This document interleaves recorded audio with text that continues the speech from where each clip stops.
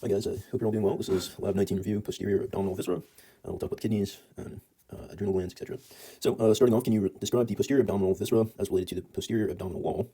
Well, first off, we have the two kidneys, which are located extraperitoneally, which is not the same as retroperitoneal or intraperitoneal, meaning it is like behind the peritoneal cavity, so outside of it, extra. And then for the kidney, we have different relationships going on. First, we can see superior to the kidney, we have the diaphragm, we have the psoas major muscle right here, running behind it on the posterior surface. We have the quadratus lumborum muscle behind it as well, and then the aponeurosis of the transversus abdominis muscle behind the kidney as well. And then as just a reminder, we have the function of the kidney. What is it? Filter blood, production of urine, has some endocrine functions such as the production of renin, which we know is helping with the renin-angiotensin system, and then erythropoietin and thrombopoietin to stimulate red blood cell production and platelet production overall. All right, so also in the posterior abdominal wall, we have the inferior vena cava, which we're going to see today in particular, giving branches to the right and left kidney through the renal veins. We have the aorta in this region. We have our two ureters going down to our friend the bladder. Notably, the right kidney, top of the right kidney is at TV12, right, the right side, TV12, and ends at LV3 approximately, and the left kidney is a little bit higher, starting at TV11 and ending at LV3. Okay, and then on top of the kidneys, we have the adrenal glands, one on top of each kidney, and we'll talk more about that later. All right, so kidney relationships to the musculoskeletal structures of the posterior abdominal wall. We started to talk about this, right? We said we had the quadratus lumborum behind the kidneys on both sides, and then we have the psoas major muscle, and we have the diaphragm. So, and we talked about a little bit about the vertebrae level. So this is just saying basically the same thing. Here we're looking from an anterior view, and here is a posterior view. So we're looking from behind, kidneys from behind. So we have, therefore, this is the left kidney, and this is the right kidney. So here we can see we have the 11th rib and the 12th rib over the top of the kidney. We have the diaphragm on both sides. On the right side, we have the 12th rib.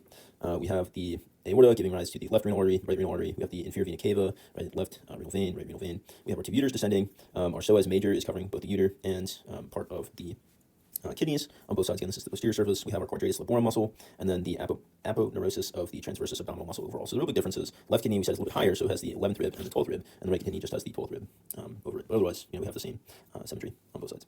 All right, if you dissected the posterior abdominal viscera with the cadaver in the prone position, where would you start? What structures are superficial? All right, so we'll start looking at this cross section. I think this might be a little bit helpful. So we have our two kidneys here, and as we'll talk, they're embedded in our perirenal fat, which is the fat inside of the renal fascia, the perirenal space, and you can see the renal fascia goes around the kidney. And then we have the not renal fat outside of that. Then we have the quadratus lumborum, we have the psoas major, more medial, and then we have our rector spinae muscles, and we'll see a little bit more different muscles, but starting from posterior to anterior, we have this fascia right here. This is the thoracocolumnar fascia. Deep to that, we have the rector spinae muscles, which you can see here. You may remember these from HBF1. We have the innermost of the spinalis muscles, then we have the longissimus, and then most laterally, we have the iliocostalis muscles overall. So thoracocolumnar fascia, then we have rector spinae, then we have, coming off of this thoracocolumnar fascia, we have our latissimus dorsi, and then deep to that, we have the serratus posterior inferior, and then we go deep to that, we have our quadratus lumborum, which we can see here, and then we have our psoas major right there, right? And so again, going back to this, psoas major, more medial, quadratus lumborum, more lateral, and then the aponeuroses of the transversalis abdominis muscle. All right, so let's just take a quick look at the software, and we'll see if we can see that ourselves. So we have our latissimus dorsi right there. This is our lumbar fascia. Can't say anything today. Here we have our serratus posterior inferior. Then we get to our rector spinae, so the longissimus. Then we have our iliocostalis. Okay, and just going tiny little muscles here associated with the spine. We're going to hide those because we haven't talked about those yet. And then we have quadratus lumborum, and then our psoas major muscle, so not too bad. And this is our external abdominal oblique. Have those. All right, we don't have the organs turned on. Here's the psoas minor. Okay, so not too bad, relatively straightforward. But this follows with the quadratus lumborum, psoas major more medially, and then on top of that we have our rector spinae. Right, you can see that here. We have fascia on top of that, but not too bad. Okay, so what structures are related to the posterior abdominal viscera when approaching the dissection anteriorly? So here we're coming from the posterior side. Now we're on the anterior side. So I divide this into right and left hand overall. So on the right side, which is over here, we have the liver would be covering the posterior abdominal viscera, so the liver. Then we would have around this region, right, the ascending colon becomes the transverse colon. So we have the hepatic flexure right here, covering the bottom part of the kidney. Then we'd have the small intestines. This is around LV1, which we can see the duodenum right here. And then we have on the right-hand side, we would have the stomach in this region. We have the spleen over here. We have the tail of the pancreas going over the part of the kidney. Then we have the splenic flexure, where we have our transverse colon becoming descending colon, jejunum down here. and then our suprarenal gland overall, which we describe as posterior abdominal viscera, but technically, I suppose it's more anterior than our kidney itself. All right, so we already touched on this, but can you describe the fascia and fat of the posterior abdominal viscera? So the kidneys exist within the perinephric space, and you can see that here, which is defined by this renal fascia, which I just outlined. We can see that it's filled with fat, and it surrounds the kidney and the ureter all the way to the bladder, so all the way to the bladder, which is pretty important. So we have that fascia, then we have the perirenal fat, which is inside, so peri for inside the renal fascia, and again, just more of the renal fascia surrounding the kidney and the ureter all the way to the bladder. And then we have outside of that, we have the para-renal fat, para for outside the renal cavity. All right, but what is the renal cavity? It's the perinephric space overall defined by our renal fascia. And then it's important to know that inside of the perinephric space, there's a thin fascial septum that separates the adrenal glands from each kidney. We're told this is important as a surgical consideration, so there's a fascia plane that separates the adrenal glands from each kidney. All right, can you describe the arterial and venous drainage of the kidneys? We'll talk about this on the next page. The venous drainage, arterial supply is pretty straightforward. So we see we have here the abdominal aorta comes down, gives rise to the right and left renal arteries, and then those will form five segmental arteries overall, and then the segmental arteries are now inside of the kidneys, and from there we go from segmental arteries to interlobar arteries, and then those curve around and become arcuate arteries, and then those arcuate arteries give off interlobular arteries, and then those interlobular arteries give off afferent arterioles, and those afferent arterioles go into the glomerulus and become glomeruli capillaries that makes up the glomerulus, and they leave as efferent arterioles. All right, so abdominal aorta, right and left renal artery, which you can see here and here. Then we get our segmental arteries. Those segmental arteries give off interlobar arteries, and then those interlobar arteries curve around the top of the pyramids and become arcuate in the process. And so they're curve around the pyramid, they're arcuate arteries, and they give off interlobular arteries, which become afferent arterioles. As well, they give off branches that are afferent arterioles, and those become glomerulus, and then efferent arterioles overall. All right, and then a couple of things to note. You can see here that the right renal artery is longer than the left renal artery, and then this is important to know. As sort of clinical correlation, we don't have any anastomotic connections between segmental arteries, and so if you have blockage of a segmental artery, then you can have necrosis of a segment of the kidney. Right, and so each of those segments of the kidney we define functional lobes of the kidney. There's 5 functional lobes defined by the segmental arteries, and because there's no anastomotic connections, you can have complete loss of a lobe. All right, but in terms of the 5 lobes, we have superior, inferior, inferior, and then on the backside we have posterior. So superior and inferior. So you have superior, 2 superiors, 2 inferiors, and 1 posterior. Okay, and then they're defined by anterior, superior, and anterior, inferior as the distinguishing names of the lobes. All right, renal veins are fairly straightforward. So basically, the right and left renal veins course anterior, so they're in front of their corresponding arteries, which you can see here, with each draining into the inferior vena cava. That makes a lot of sense. We have 5 renal veins for each functional lobe of the kidney, and then unique characteristics. You can see here that the left renal vein is longer than the right one, and remember that the right renal artery is longer than the left one. Well, this has to do with the location of the inferior vena cava versus the abdominal aorta. All right, so the inferior vena cava is closer to the right kidney than the left kidney. Okay, then the so we have the left renal vein is longer of the 2 kidneys. It courses posterior to the body of the pancreas, so behind the body of the pancreas, and inferior to the superior mesenteric artery, all right, which we can see here. And then prior to crossing anterior to the abdominal aorta, which we can see here, and before draining into the inferior vena cava. Tributaries of the left renal vein include the left suprarenal vein, which we can see here coming in, as well as the left testicular or ovarian vein, also called the gonadal veins. The right renal vein drains directly into the inferior vena cava. It's posterior to the descending part of the duodenum and head of the pancreas. And then notice how, whereas on the left-hand side, we had the left suprarenal vein and the gonadal vein drain into the left renal vein. Here we have the right suprarenal vein and the right testicular ovarian vein, aka gonadal vein, drain directly into the inferior vena cava. Okay, so not too bad. Then we have lymphatics. Lymphatics from the kidneys and suprarenal glands drain into the lumbar nodes, which flow via the lumbar trunks into the cisterna chili, which you can see here. And you can see these labeled as the para-aortic lymphatics, which we'll talk about in the next lab, but this would include the lumbar nodes. Okay, can you describe the internal anatomy of the kidney and the collecting ducts that form the ureter? All right, well, we've gone over this a decent number of times, histophysiology. We know on the outside we have the renal capsule. We talked about our renal artery coming in, splitting 5 times to give us our segmental arteries. So now we're interior to the kidney. And on the interior, we have our renal cortex right here. Then deep to that, we have our renal medulla. Our renal medulla consists of our renal pyramids. And in between our renal pyramids, we have our renal columns, which is cortical material. The end of the renal pyramid ends in a renal papilla, which drains into a minor calyx. Minor calyxes merge to form a major calyx, and major calyxes together come to the renal pelvis. And then this whole region right here is like the 4th main region. This is the renal sinus. It's the space in which all this exists, and it has the minor calyxes, major calyxes, renal pelvis, and this renal sinus is filled with fat. Okay, so then can you describe the course of the ureter? All right, so we know the ureter comes off of, right, so this is the ureter right here, renal pelvis to ureter. It's going down to the bladder because it's taking urine for storage in the bladder and then eventually go out of the urethra. So can you describe the course of the ureter as it descends into the pelvis? Well, it courses along the interior surface of the psoas major muscle, and we can see that here, and then crosses the iliac artery before entering the pelvis. So psoas major crosses the iliac artery, and then goes into the pelvic region and ends in the bladder. We do have a number of constriction sites which are important for consideration of kidney stones. The first is where we have the renal pelvis transitions to the uter, so right here.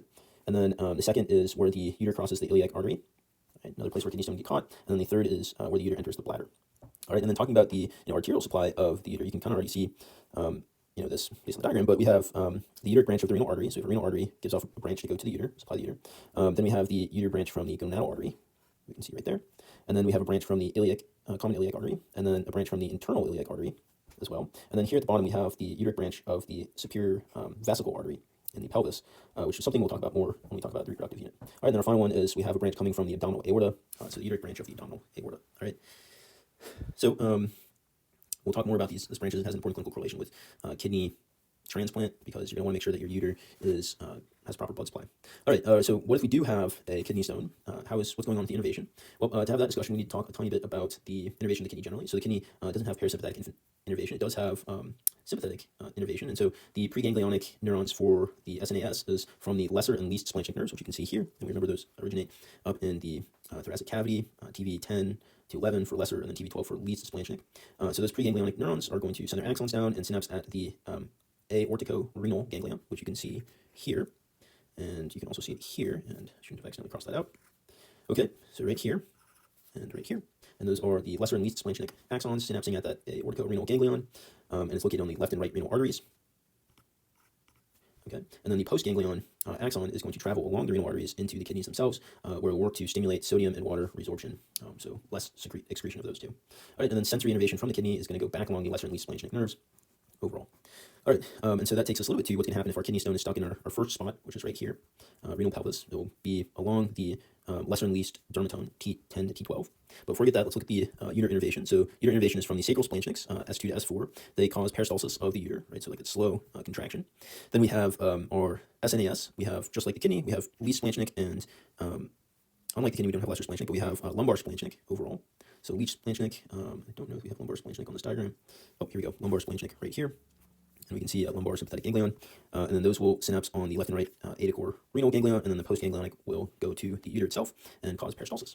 So in terms of pain, referred pain for both of these is going to travel back along the sympathetic neurons. So we have the lesser and least, and then the lumbar splanchnics overall. And so if we're stuck in one of our three locations, right, we said here, here, and here, then pretty much that will change whatever part of the SNAS is innervating that part of the kidney or the uter. It's going to go along that dermatome. So if you're stuck in the kidney region, you will have pain along the T10 to T12 dermatome, which is the lesser and least splanchnic nerves. If you're in the uter, so part 2, remember we said right here where it crosses the iliac artery, then you'll have pain sensation via the ilioinguinal nerve and the iliohypogastric nerve, which is L1, so our lumbar splanchnics. And then if you are in the inguinal region, so down here, then your kidney stone is going to refer pain along the genitofemoral L1 to L2 dermatome, which we can see here.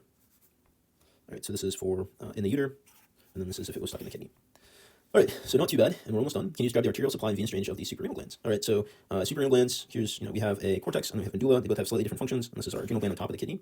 Cortex releases mineral corticoids, glucocorticoids, and sex hormones. We'll talk more about this in the future. Medulla releases epi, all right, this is the medulla, epi and neuroepinephrine. The arteries, we have the superior suprarenal arteries, so that's right here, and this is coming from the inferior phrenic artery, which we can see is coming off of the abdominal aorta. So this is the superior suprarenal arteries. Then we have our middle suprarenal arteries also coming off of the abdominal aorta. And then finally, the superior ones are coming off of the inferior phrenic artery, which we can see here, which is coming off the abdominal aorta. Middle suprarenal is coming directly from the abdominal aorta, which we can see here.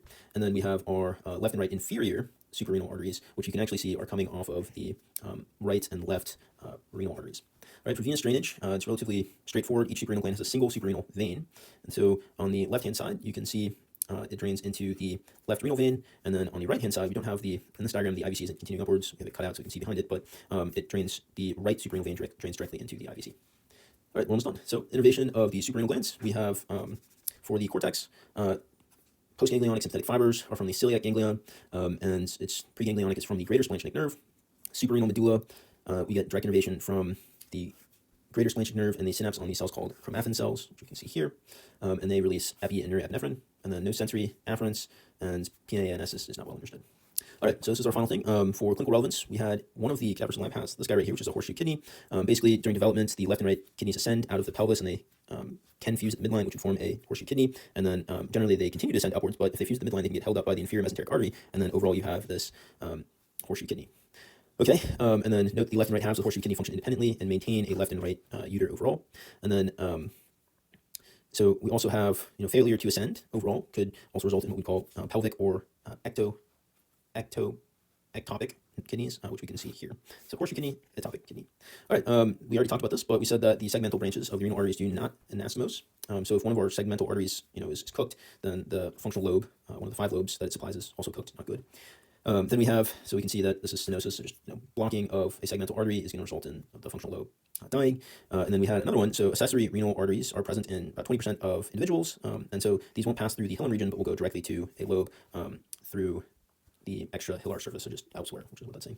All right, and then the final thing is if you have a kidney transplantation, so this is pretty cool. A donated kidney containing its renal artery and vein and its ureter is transplanted into the pelvic region of the recipient, with the blood vessels from the donated kidney being ligated into the host's common iliac vessels and the proximal region of the ureter being sutured into the host's bladder.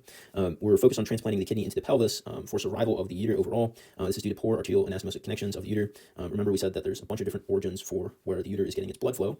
We had the branch from the renal artery, we had branch from the gonadal artery, we had common iliac, we had abdominal aorta, internal iliac, and then the superior vesical artery. But you have poor anastomosis, so basically we're going to make sure that the ureter is transplanted into the pelvic region and its blood vessels are,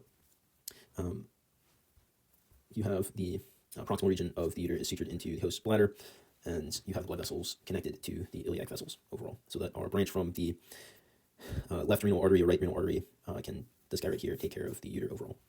All right, so that's not too bad. Good job, guys, and we did it. All right, we'll see you next time.